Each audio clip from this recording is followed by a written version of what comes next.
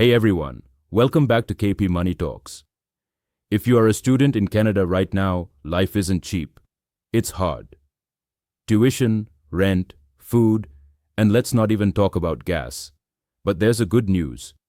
You don't need a 9 to 5 or a finance degree to start making smart money moves in Canada. In this video, I will show you how to earn money as a student and how to start investing early, even if you are just working part-time. Let's secure that bright financial future in Canada starting now. So let's start with the most important step, which is how to earn as a student before investing. Let's start with the most obvious, but often overlooked, way to earn money as a student. Part-time jobs. Now, I know what you're thinking. A part-time job? Everyone has one. What's the big deal? But here's the thing. Not all student jobs are created equal. Working on campus can be super convenient. You're close to your classes, the hours are flexible, and many universities even offer work-study programs tailored for students who need the extra financial help. Think library assistant, lab monitor, residence staff, or even working in student services. These roles often pay above minimum wage and fit your schedule perfectly. But don't limit yourself to what's available on campus. Off-campus options can be even more lucrative. Let's break a few down. 1. Barista or cafe jobs. Places like Starbucks or Tim Hortons offer part-time roles with decent pay, and many even offer benefits like tuition assistance or stock options if you stay long enough. Plus, free coffee? That's a money saver right there. 2. Delivery driving. If you've got a bike or a car, apps like Uber Eats, DoorDash, or Skip the Dishes let you work on your own time. In busy areas like Toronto, Vancouver, or Montreal, you can easily make $20 an hour or more with tips, all while listening to your favorite podcast or music. 3. Tutoring. If you're strong in a subject like math, English, science, or even French, you can earn $20 to $40 an hour tutoring high school students or helping first-year undergrads. Sites like Superprof, Wisent, or even Facebook groups can help you find clients. 4. Freelancing. Got skills in writing, design, or editing? Offer your services on Fiverr, Upwork, or local community groups. This isn't just a part-time job. This is the start of a side hustle. It can eventually grow into a full-blown income stream. Now, let's talk about the numbers. Minimum wage in Canada varies by province. As of 2025, Ontario, $17.20 hour, British Columbia, $17.40 hour, Alberta, $15 hour, Quebec, $15.75 hour. Even at minimum wage, working 15 hours a week can earn you $1,000 to $200 a month, enough to cover your groceries, transit, and still have money left to invest or save. And remember, some of these jobs come with tips, bonuses, or perks that can make them even more valuable. So don't sleep on part-time work. Pick something that fits your schedule, pays decently, and maybe even teaches you new skills you can use in the future. Now, let's say you don't want to work a typical part-time job. Maybe you're juggling a tough course load, or you just want something more flexible and remote. Well, welcome to the world of online income. In 2025, the internet is your biggest asset, especially for students. There are tons of digital hustles that don't require a fancy degree or a big investment to get started. All you need is a laptop, Wi-Fi, and a bit of creativity. Let's break down some realistic online options for students in Canada. 1. Freelancing. If you have skills like writing, graphic design, video editing, coding, or even social media management, you can earn money from anywhere. Platforms like Fiverr, Upwork, and even LinkedIn allow you to market your services to clients all over the world. For example, if you charge $50 for editing a short video and do just 4 of those per month, boom, that's $200. And the more experience you get, the more you can charge. 2. Selling digital products. Not into client work? Try selling templates, study guides, planners, or designs on platforms like Etsy, Notion, or Gumroad. Imagine creating a well-designed Notion planner for students. You make it once, and every time someone buys it, you earn passive income. One good product could earn you hundreds of dollars a month with zero extra work. 3. Content creation. Yes, it's competitive. But yes, it works. If you're consistent and smart about it. Start a YouTube channel, TikTok, or Instagram page around something you're passionate about. Study tips, budgeting, tech reviews, language learning, anything. Over time, you can monetize through ads, affiliate links, and brand partnerships. Even a small channel can earn $200, $500 a month in brand deals if you have an engaged niche audience. 4. Affiliate marketing. This one is subtle but powerful. If you love certain apps, books, or products, you can sign up for affiliate programs and earn a commission every time someone signs up through your link. Amazon Associates, Canva, Notion, and even Wealthsimple all have affiliate programs available in Canada. And the best part? These aren't one-time gigs. They're scalable, which means your income can grow as your skills and audience grow. Plus, they build your resume, giving you real-world experience in marketing, business, design, or communications. So, if working weekends at a cafe isn't your thing, pull out your laptop and build something from your dorm room. The internet is open 24/7, and it's full of opportunities waiting for you. Now here's a money-making method that most students don't think about. But it's low-key one of the fastest ways to make real tax-free cash. Campus and community gigs. These are the kinds of jobs that don't require resumes, interviews, or long onboarding. Just hustle, word of mouth, and being in the right place at the right time. Let me give you a few examples. 1. Student move-in help. Every semester, thousands of students move in and out of dorms and apartments.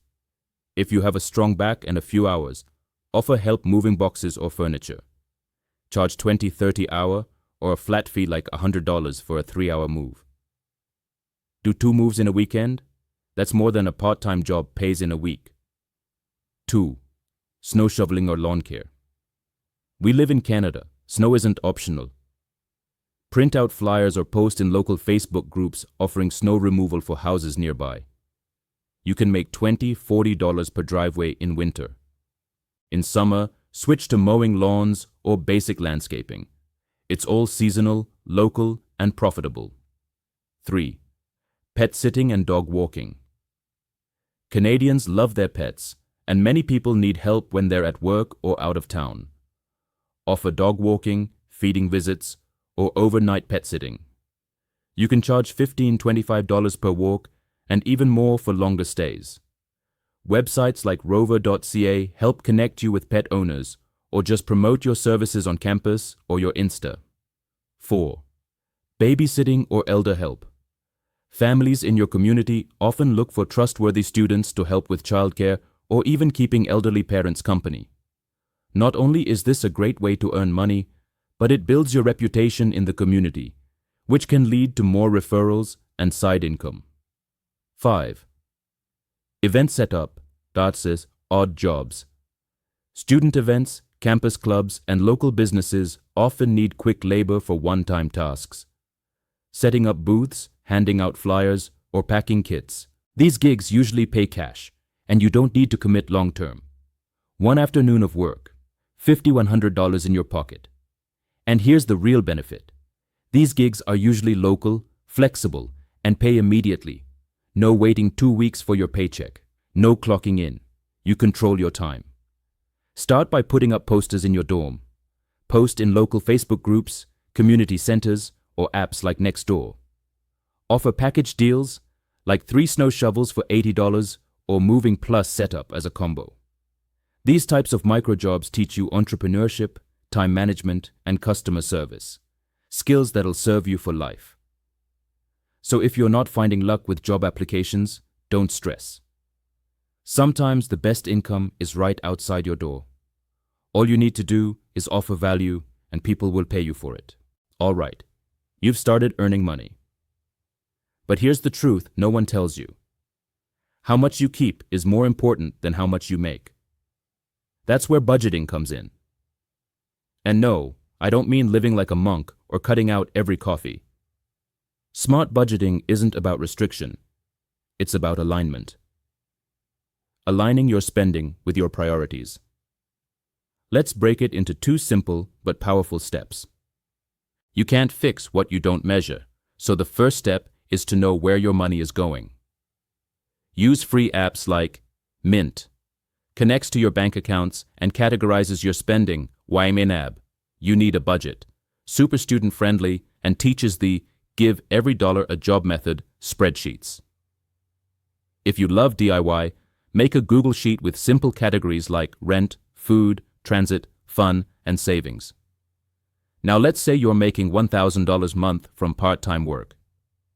You want to know how much goes to essentials like rent and groceries. How much is being wasted on random things like late-night food delivery or impulse shopping? And most importantly, how much you can save or invest. Once you start tracking, you'll be surprised how quickly small leaks add up. Now that you know where your money's going, it's time to tighten things up without sacrificing your lifestyle. Here's how. 1. Kill unused subscriptions. Netflix, Spotify, Disney+, Crave, Apple TV. You probably don't need them all at once. Cancel or rotate. 2. Cook more often. Grabbing coffee and lunch every day might feel convenient, but that's $10, $20 daily, or $400, $600 a month. Brew your own coffee and prep a few meals per week. You'll save hundreds. 3. Use student discounts. A lot of places in Canada offer 10%, 30% off for students, from restaurants to clothing stores to software like Adobe or Spotify. Always ask, do you have a student discount? You'd be shocked how often the answer is yes. 4. Set up spending caps. Give yourself a fun budget. That way, you can enjoy your life without guilt. Say $100 a month for eating out, $50 for entertainment. Once it's gone, it's gone. 5. Use cash envelopes or a second debit card for spending money only. It helps you stay within your limit without touching your rent or savings money. And here's a popular method that works for many students. The 50-30-20 rule. 50% of your income. Needs, rent, food, bills. 30%. Wants, fun stuff, clothes, going out. 20%. Savings or investing. It's not a strict rule, but it gives you structure. Even saving $100 a month builds the habit, and habits build your future wealth. So the goal isn't to budget perfectly. It's to be intentional. Because money that isn't managed will always disappear. And you've worked way too hard to let that happen. So, you're earning. You're budgeting. Now it's time for the move that most students skip. Investing. Now wait. Before you zone out and think this part is not for you, let me say this. Investing is not just for rich adults. It's not just for Wall Street or Bay Street. It's for you. The 19-year-old in Toronto, the 21-year-old in Montreal, the broke student in Halifax eating ramen. Why? Because time is your biggest advantage. And as a student, you have more of it than anyone. Let's start with your first investing account, the TFSA, the tax-free savings account. Despite the name, it's not just a savings account. It's a powerful investment account that lets your money grow, tax-free. Here's how it works. You put in money you've already paid tax on, like income from your job. You invest it in stocks, ETFs, mutual funds, etc. All the growth, whether it doubles, triples, or 10x's, is 100% tax-free when you withdraw. In 2025, the contribution limit is $7,000 a year, and if you've never contributed before, you might have $30,000 plus of room already available. And yes, you can open one as a student, even with $50. Apps like Wealthsimple, Questrade, or TD Direct Investing make it easy, and most of them don't require any minimum deposit. Now that your TFSA is open, the next question is, what do I actually invest in? You don't need to pick stocks. You don't need to watch the market every day. You just need to go long-term and low-cost. Enter index funds and ETFs, the beginner investor's best friend. 1. An index fund is a basket of stocks that tracks the performance of a market. For example, the S&P 500 tracks 500 of the biggest companies in the US. There are also Canadian ones like VCN for Canadian companies, or VECIT, a globally diversified portfolio. 2. These funds are diversified, low risk, and require no active management. You just buy and hold. That's it. Here's an example. Let's say you invest $25 a week in a broad ETF like VGRO or XEQT. That's just $100 a month. In 10 years, even with modest growth, you could be sitting on $15,000, $20,000 or more, without doing anything fancy. That's the power of compound growth. Your money earning money, then that money earning more money. Once you pick your investments, here's a tip that makes things even easier. Set up automatic contributions every month. Even 25 a week adds up. The earlier you start, the more time your money has to compound. This takes emotion out of investing. No need to time the market. Just set it. Forget it. Being a student in Canada doesn't mean being broke or waiting until 30 to invest. Start small, stay consistent.